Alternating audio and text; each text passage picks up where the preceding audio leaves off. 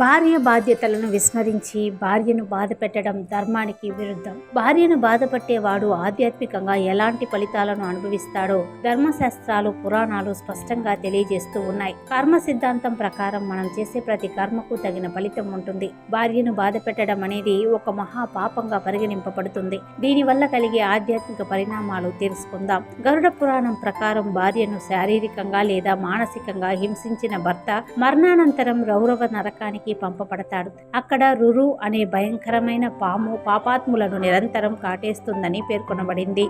మనుస్మృతి, మహాభారతం వంటి గ్రంథాల ప్రకారం భార్యను బాధ పెట్టేవాడు లేదా అవమానించేవాడు ఈ జన్మలో మాత్రమే కాదు, మరు జన్మలో కూడా తీవ్రమైన కష్టాలను, బాధలను అనుభవించవలసి వస్తుంది.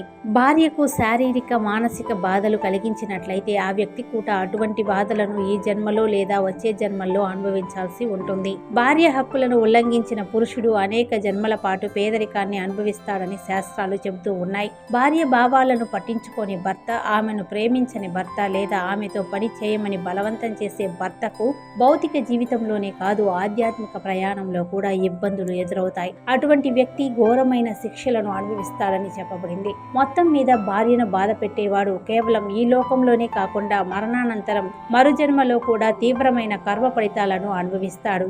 ఆధ్యాత్మికంగా చూసినప్పుడు అటువంటి వ్యక్తికి శాంతి, ఆనందం, మోక్షం ఎన్నటికీ లభించదు.